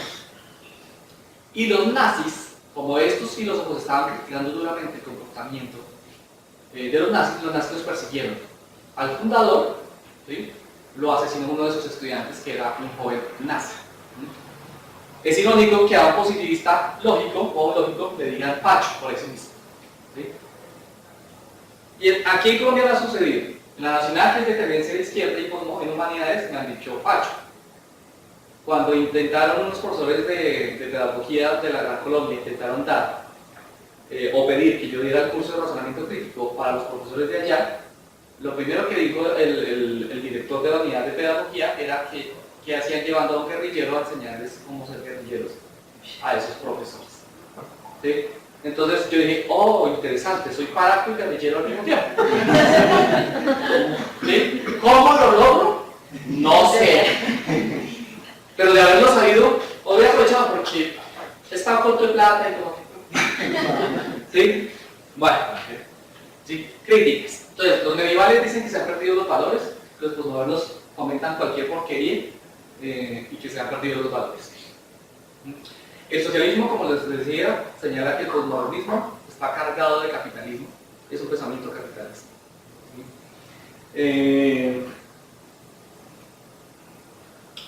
Y aquí vamos a ver las del racionalismo, que son las que me interesan. Bueno, hay algo interesante aquí. Las críticas políticas, las hay, son escasas, pero las hay. Porque lamentablemente la mayoría de los politólogos contemporáneos son de corte postmoderno. La mejor forma de manipular a las personas es haciéndoles creer que son libres. Y una de las formas de hacerle creer que es completamente libre es hacerle creer que puede elegir las creencias, que puede seleccionar las creencias. Eso es lo que ha vendido el posmodernismo.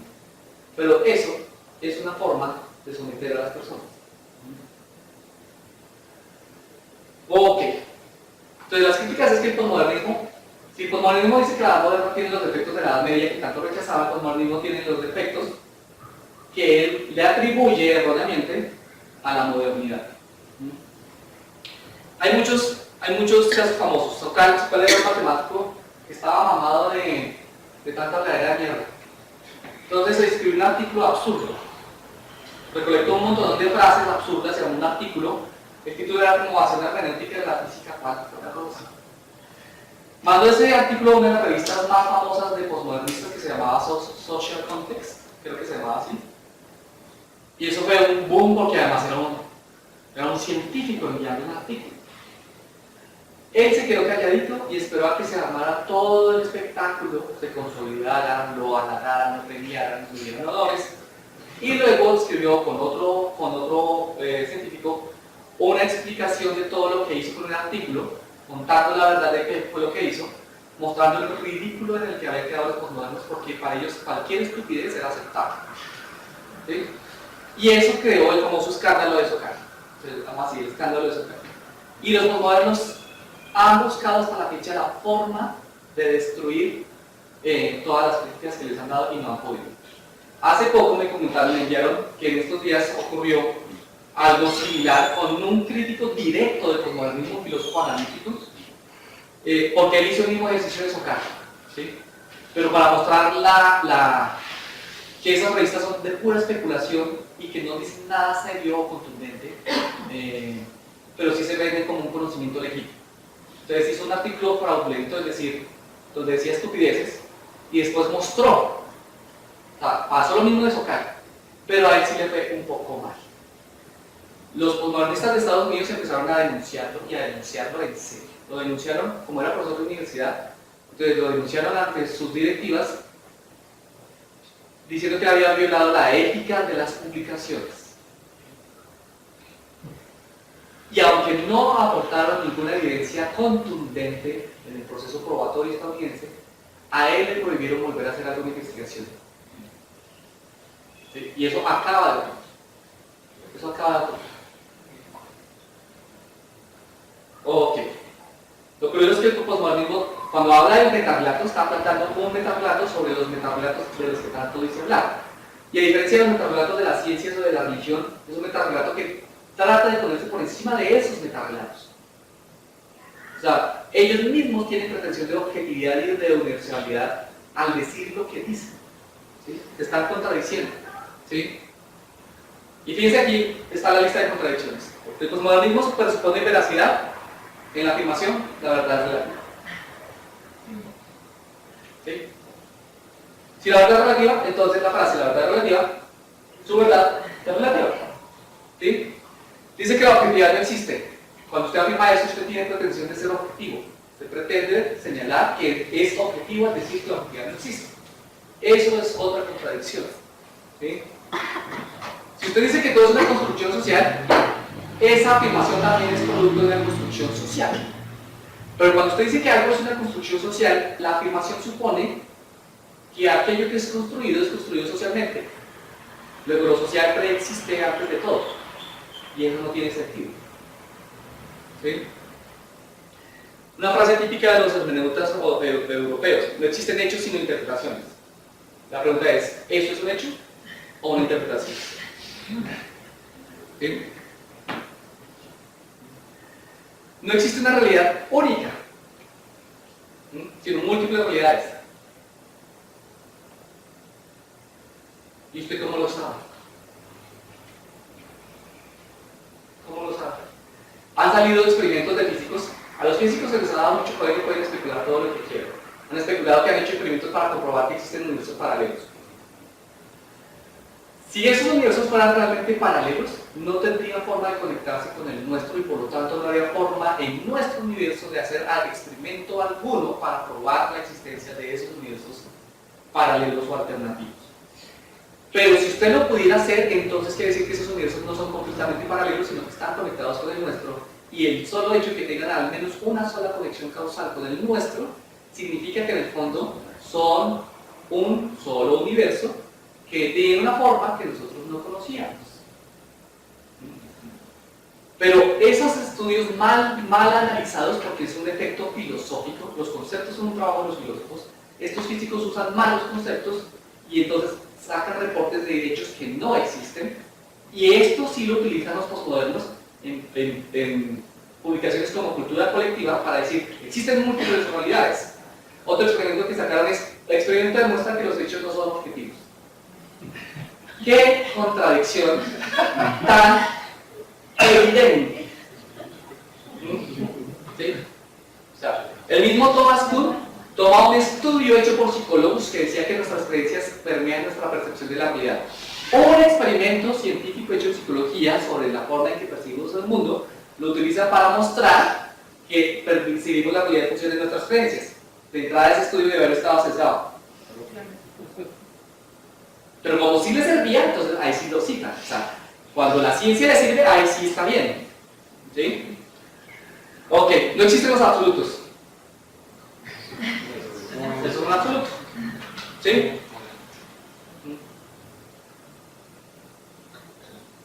Lo más curioso es que ellos se oponen al uso de etiquetas, pero se inventan un montón de etiquetas. Glocalidad se la inventan. ¿Qué es la glocalidad? La palabra global fusionada con local. Entonces, lo local es una sucursal de un banco internacional, una sede de McDonald's. Eso es algo local. ¿Por qué? Porque eso es global, pero está ahí, local. ¿Sí? Bueno, ¿sí? Falopresor y todo ese tipo de expresiones. ¿Sí? ¿Sí? Otra frase de ellos, todos estamos sesgados. Y ustedes de casualidad están sesgados cuando lo afirman. ¿Sí? Si las creencias deben respetarse, entonces la creencia de que las creencias no deben respetarse también debe respetarse. ¿Sí? Son muy prejuiciosos. Son muy prejuiciosos. ¿Sí? Miren, algo irónico. Yo entré a psicología con los 90 estudiantes y yo era obsesionado con la lógica de todas las clases y la mayoría eran postmodernos. Yo en ese momento no sabía qué era esa vaina. Pero empezaron a decir que yo era un arrogante insufrible. Y yo me enteré ya terminando la carrera. Yo sí veía que ellos me trataban de una forma extraña, ¿sí? Un poco violenta de hecho. Se robaban mis trabajos, me estaban calumniando con los profesores, de hecho me calumniaban con los profesores. Dijeron que yo hablaba pestes de los profesores y los profesores me cogieron un bronca. Y cuando me enteré que uno de esos era un amigo, o alguien que yo creía que era un amigo, le dije, oiga, ¿usted por qué nunca me dijo que usted creía que yo era arrogante? Porque eso era obvio. Usted un postmoderno diciendo que eso era obvio. O sea, es una verdad absoluta, objetiva, universal e incuestionable, un dogma de fe, una evidencia evidente que yo soy arrogante y narcisista. Punto. No hay más discusión. ¿Y mi alteridad? ¿Sí? Claro, esa es la violencia del posmoderno. ¿Sí? Cuando el posmoderno niega la existencia de una realidad objetiva, independiente del humano, si ustedes son parte de la realidad externa a mí, y yo niego esta realidad, yo los estoy negando a ustedes dentro de la colada. No solamente estoy negando esta mesa, les estoy negando la alteridad que ellos tanto querían. Ellos están negando, al negar la existencia de la realidad externa, están negando la alteridad que tanto querían defender. Y entonces están conduciendo a la violencia. ¿Sí? Por eso es tan perverso. El posmodernismo es increíblemente perverso. Es perverso. ¿Sí? Es disfrazar el cianuro de dulce, ¿sí? En un empaque muy bonito.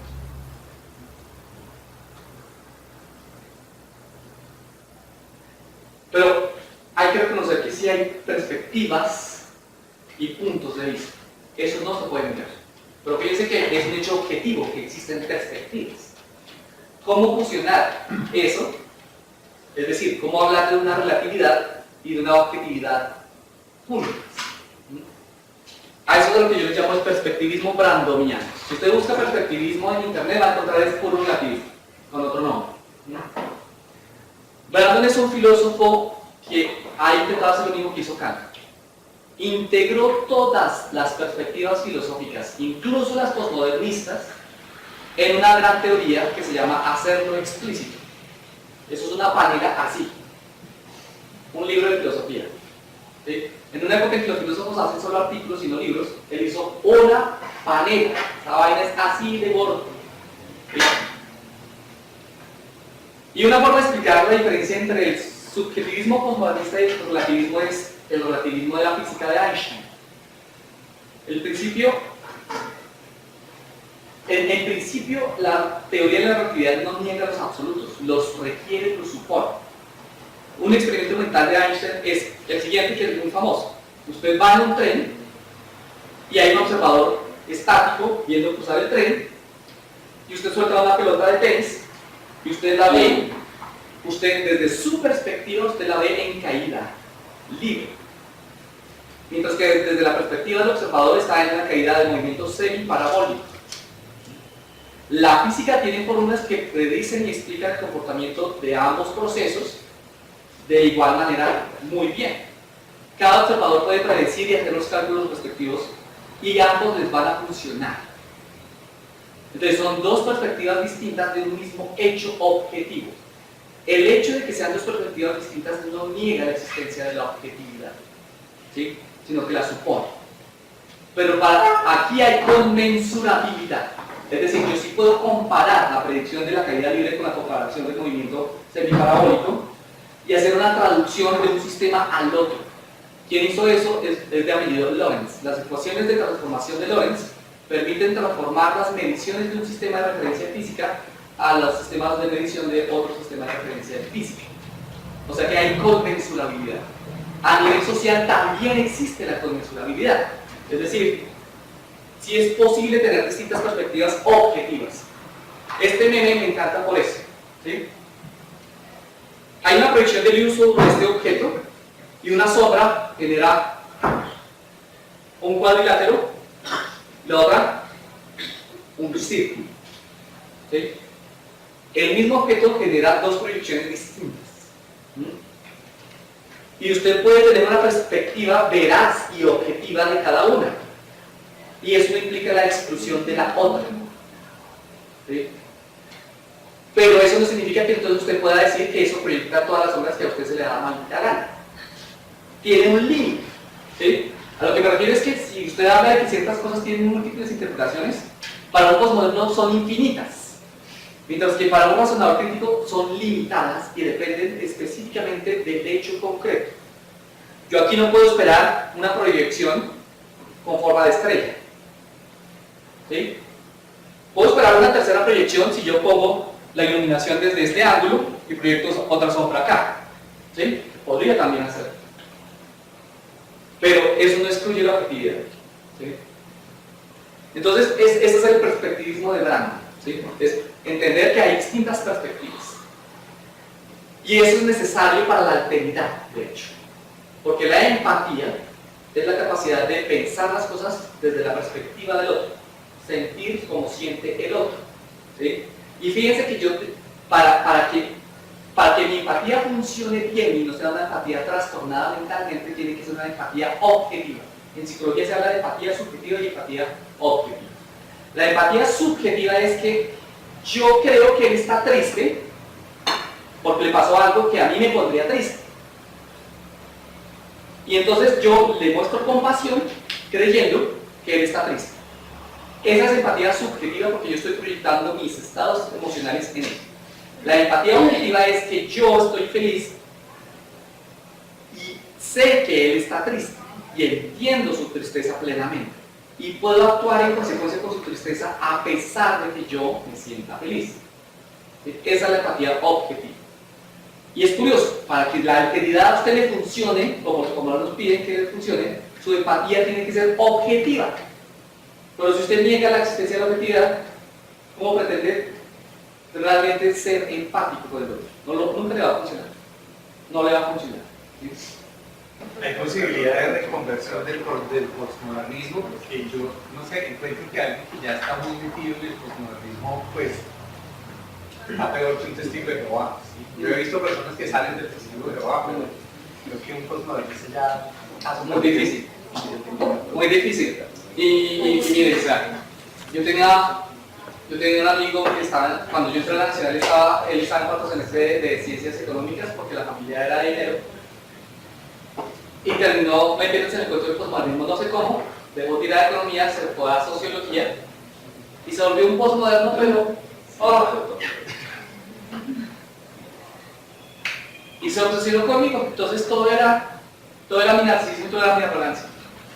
Y una de las tantas que hizo fue que encontró un afiche para el posgrado de Ciencias Humanas y luego de eso me lo encuentro y me dice: ay, usted ahora está saliendo en afiches y fotos. Yo, que yo sepa, a mí nunca me han tomado foto para un afiche. De pronto me lo tomaron en un... mientras yo estaba estudiando el circo, lo cual se me hizo muy raro. Y fíjense cómo su concepto preconcebido de que yo era arrogante era como: ay, ahora va a dárselas de que, ay, no, que usted es humilde y que usted no hace esas cosas. ¿Sí? De inmediato fue lo que digo yo. Eso no... Sí, no. La enfermedad del postmodernismo, una vez contagia, es muy difícil sacarla. Es muy difícil. He querido conocer a alguien que haya dejado el pensamiento postmodernista, pero no. El pensamiento religioso tiene mucho de postmoderno. El actual. El evangelio. Sí, porque el pensamiento religioso trata de adaptarse a los cambios culturales. Eso sí es de ahí. ¿Sí? Siempre lo han hecho. Pero hay puntos en donde queda muy difícil. Hay puntos en donde les queda muy difícil. ¿Sí? Y lo han intentado hacer con el postmodernismo. De hecho, yo conocí a una estudiante de trabajo social de la Nacional que era cristiana. De hecho, iba a la iglesia de avivamiento y era postmodernista. Yo no logré entender cómo ella hacía esa misión. Sí. Y yo recuerdo que cuando la tenía de amiga en Facebook, y su mejor amigo también era postmodernista insufrible, yo no sé por qué me la pasaba yo con esa gente. Y un día me dio por hacer una crítica. Mi Facebook lo creé solamente para reírme como loco desquiciado, compartir unos 100 memes al día. Y todos eran religiosos. ¿De qué? Y una vez puse una vez. Ella no es católica, y yo por molestarme eché la bendición. Ella sabía que yo iba a ser cura. Y me dijo que no lo hiciera porque era ofensivo. Después publiqué otra cosa y empezaron a denunciarme en Facebook. Y me bloquearon varias veces. Y yo, voy a hacer un experimento. ¿Qué pasa si la elimino a ella y a su amiguito de mi lista de contactos? Que nunca más me volvieron a denunciar en Facebook. ¡Qué coincidencia! ¿Sí? Entonces, ¿dónde está la libertad de expresión? ¿Dónde está la libertad de creencias? ¿Dónde está la libertad de pensamiento? O sea, ¿por qué los cristianos sí, bajo el pretexto de la cita bíblica de que los homosexuales hay que matarlos porque son pecadores, entonces sí pueden irlo diciendo en la calle, pero cuando uno dice que la Biblia está llena de contradicciones perversas, entonces uno es el malo del paseo? ¿Sí? En cambio, no, esto es relativo. Sí. Por eso Sí. son muy posmodernos. Claro, el cristianismo contemporáneo, o sea, tipo protestante, es muy posmoderno, porque no, es que eso era otra época. ¿Sí? Es que la hermenéutica. Sí. Que esas son interpretaciones. Mira, a mí me pasó, yo tengo un texto que se llama la paradoja, una versión bíblica y extendida de la paradoja tribuda de Epicuro, en donde pongo la paradoja de Epicuro, pero le pongo de respaldo muchas citas bíblicas. O sea, para mostrar que la misma Biblia se contradice. ¿Sí? Los mismos estudiantes ni siquiera saben, pero la Biblia dice explícitamente muchas veces que Dios dice que Él creó el mal. Él mismo lo dice. ¿Sí? Y entonces, cuando intenté mostrárselo a un amigo, me dice, pero es que eso era otra época. Y yo, ¿y? ¿No supone que la verdad de Dios es eterna? ¿No supone que la verdad de Dios es eterna? ¿No debería cambiar? ¿Qué encontré el contexto? ¿En qué contexto mandar a asesinar a las mujeres de una ciudad enemiga, abriéndolas por la mitad y sacándole los bebés del vientre, es algo correcto? Díganme desde cuál contexto yo debo aceptarle eso. ¿Es indigno conmigo? Pero tan raro. Pero no respondió. ¿Sí, no? No respondió. O sea, y va a pensar en que yo lo cogía a mansalva y que le apliqué la técnica de la metralleta. Pero entonces sí, y el posmodernismo está pululando. Cuando alguien dice que hay que respetar las creencias, eso es posmodernista. Cuando hay que tolerar mucho, eso es posmodernista. O sea, y entonces ahora las noticias es crimen por intolerancia. Y uno dice, le estaban violando a la hija. El problema es la palabra. O sea, no. Uno no tiene por qué tolerar esas cosas. Un ejemplo de por qué la relatividad moral tampoco funciona es una anécdota que crearon unos personajes críticos de Estados Unidos. Supongamos que tenemos tres culturas. La cultura A es guerrerista absoluta, somete, explota, humilla, destruye, aniquila. Y la otra es pacifista absoluta. Nunca usa ningún medio físico de evidencia, ningún medio psicológico de evidencia, para nada, absolutamente nada. Y todos ustedes están en la cultura C, que es posmodernista. Para ustedes, la moral es relativa, lo que es bueno para unos, es bueno para otros, pero como ustedes son inclusivistas, entonces dicen, nosotros aceptamos a cualquier persona y lo que sea bueno para los demás también es bueno para nosotros. A decide someter a explotación a B. Y ustedes se dan cuenta, como cultura C, de que está ocurriendo eso. ¿Qué deberían hacer ustedes según sus principios posmodernistas? Cualquier decisión va a ser. Contradictoria. Claro. Si usted no hace nada, usted está permitiendo que A someta a B, por lo tanto usted está revelando que usted prefiere la violencia al pacifismo. Si usted impide que A someta a B, usted está revelando que usted prefiere el pacifismo sobre la violencia. Luego, no es verdad que usted acepta todo lo que los otros consideran como bueno, porque en el primer caso usted aceptaría que es buena la violencia, y en el segundo caso usted aceptaría que es bueno el pacifismo. El problema del posmodernista es que en la práctica real no puede ser contradictorio, no puede sostenerse. Entonces eso muestra que la ética también tiene, al menos existe un principio ético universal, absoluto y objetivo. No se sabe cuál es. ¿Sí? Ese es el problema. Los filósofos de la ética llevan años tratando de saber cuál es ese principio universal. ¿Sí?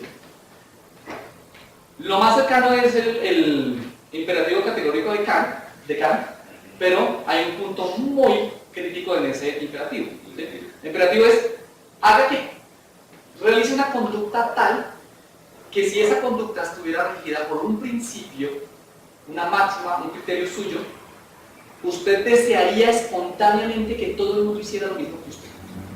Entonces desearía que el principio que rige su acción en este instante sea un principio que todo el mundo haga. ¿Sí? Entonces, usted va a robar. ¿A usted le gustaría que la máxima usted debe robar a los otros, todo el mundo la cumpliera? No. a mí no me gustaría que me hicieran eso a mí. Entonces eso está mal.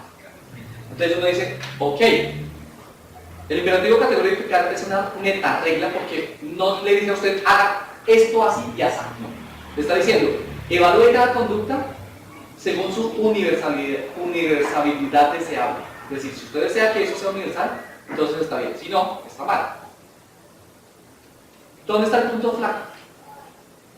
El punto flaco es si se trata de una persona que quiere destruir a toda la humanidad completa, incluyéndose al mismo. Porque él desearía que todo el mundo deseara matar a todo el mundo. Porque quiere convertirnos a todos en una religión que cree que es lo mejor para todo el mundo. Entonces, y yo, hermano, por favor, convierte.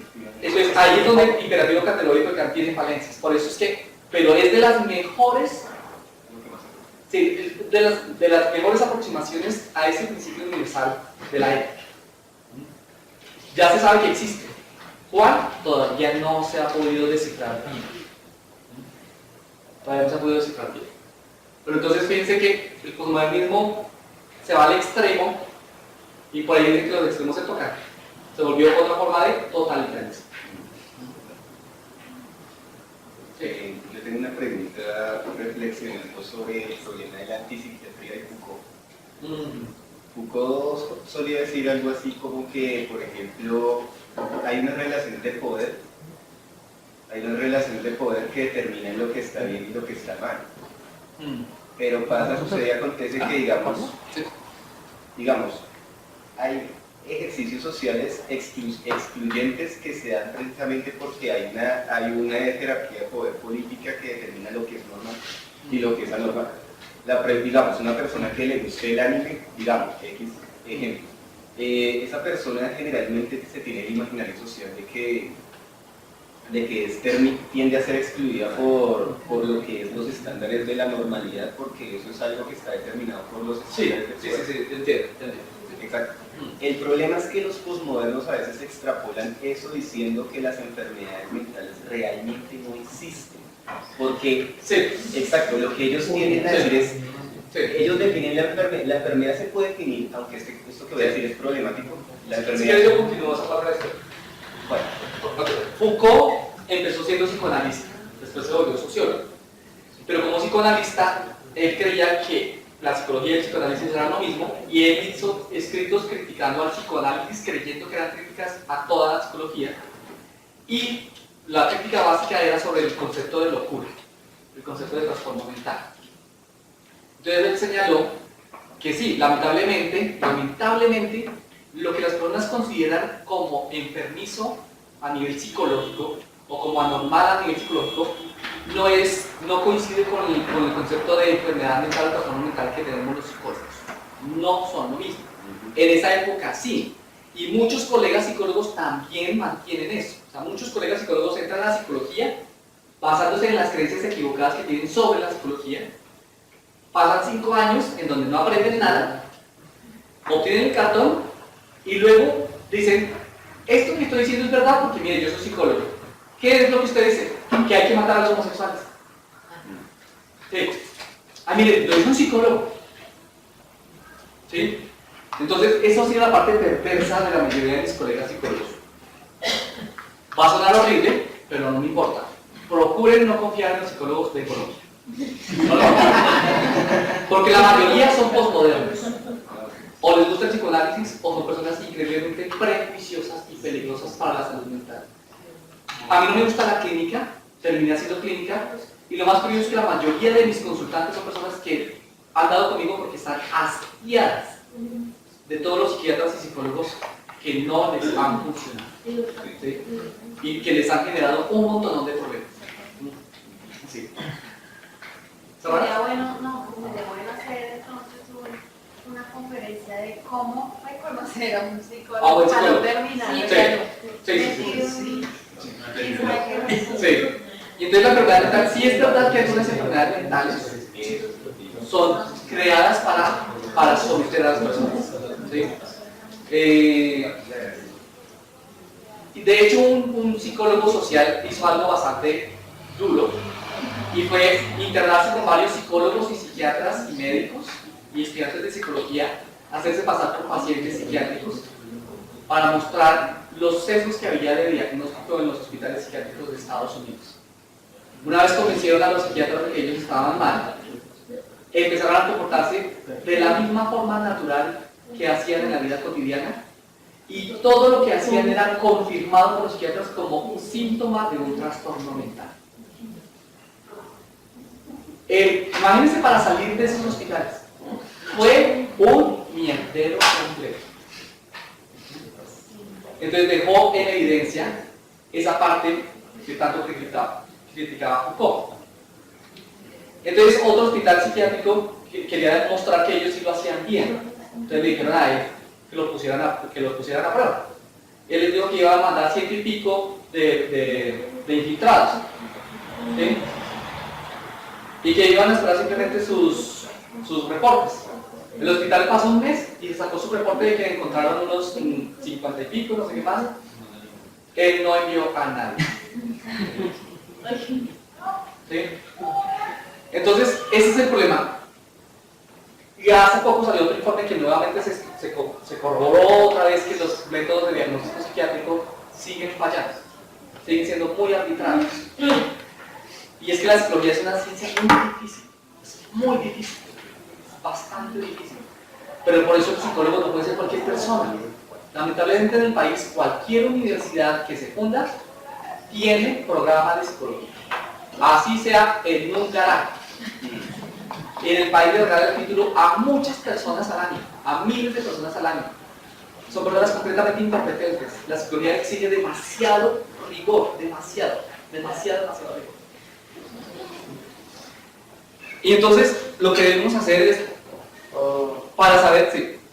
Sí, digamos que pues es una pregunta frente a la enfermedad mental en cuanto a la culpabilidad que ejerce el individuo sobre sí mismo, para entender, digamos, el hecho de la religión en sí, o sea, como la culpabilidad, como lo llama un autor que lo llama Herman, es algo que las personas usan para someterse a sí mismas, sentirse dolor y trasladar eso a una integridad, digamos, cristiana o una entidad, digamos, o interiorizar ese. Entonces, digamos que las enfermedades mentales pueden ser constituidas de la persona o se pueden crear en la persona. Sí, claro, la enfermedad mental se puede... Los psicólogos ven que depende del individuo y su entorno. Entonces, la enfermedad mental puede tener una predisposición biológica y hay factores externos que engatillan la enfermedad. Entonces, una persona puede tener predisposición a la psicopatía, pero nunca cometer crímenes ni comportamientos contrarios a la ética. ¿Sí? O una persona puede nacer con un nivel elevado de altruismo, pero las circunstancias en las que crece la convierten en alguien sociópata.